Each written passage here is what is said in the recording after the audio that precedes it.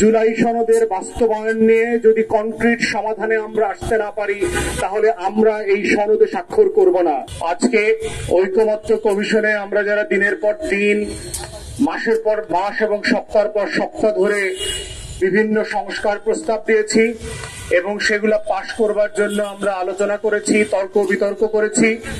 আজকে সেই সনদ স্বাক্ষর করবার জন্য যে প্রায় চূড়ান্ত ড্রাফট তৈরি হচ্ছে, কিন্তু আমরা যে আলোচনাটা এখনো করতে পারিনি সেটা হচ্ছে এটা বাস্তবায়ন কিভাবে হবে।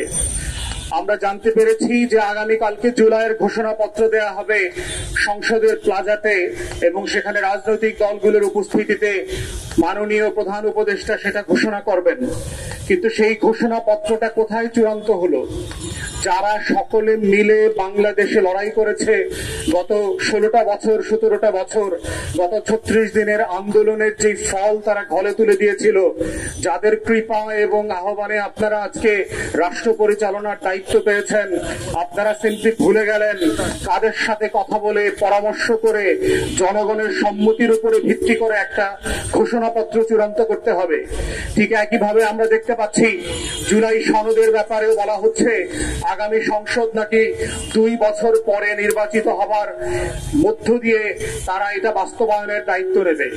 তাহলে আগামী সংসদই যদি দায়িত্ব নেয় 2 বছর পরে তারা এটা বাস্তবায়ন করবে, তাহলে সেই সনদের স্বীকৃতি এবং ঘোষণাপত্রের একমত হওয়ার প্রয়োজন কেন কমিশনে হলো?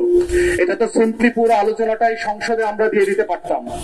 তাহলে আজকে ঘোষণাপত্র চূড়ান্ত করবার যে প্রক্রিয়া, এইটা যেমন প্রশ্নবিদ্ধ করা হচ্ছে, ঠিক একইভাবে আমরা দেখতে পাচ্ছি জুলাই সনদের বাস্তবায়ন নিয়েও কোনো সিরিয়াস আলোচনা হচ্ছে না।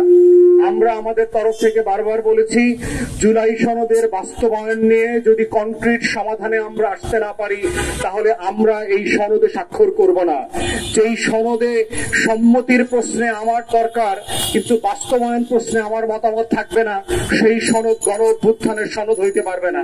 তাই আমরা অন্তর্বর্তীকালীন সরকারকে বলছি, গত বছরের এই সময়ের সারা বাংলাদেশের আন্দোলন, লড়াই, সংগ্রামকে মাথায় রাখেন, ভুলে যায় না 24-এ কি হয়েছে, জুলাই আগস্টের এই দিনগুলোতে গত বছর কি হয়েছে, শত শত শহীদের, আহতদের, বিধবাদের কান্নায়, রক্তে কি কি আকাঙ্ক্ষার কথা বলা ছিল এবং সেই আকাঙ্ক্ষাগুলো বাস্তবায়ন করবার জন্য আপনাদের যে দায় ও দরদের রাজনীতি করবার কথা ছিল, রাষ্ট্র পরিচালনার করবার কথা ছিল, সেইখানে আমরা যথেষ্ট ঘাটতি দেখতে পাচ্ছি।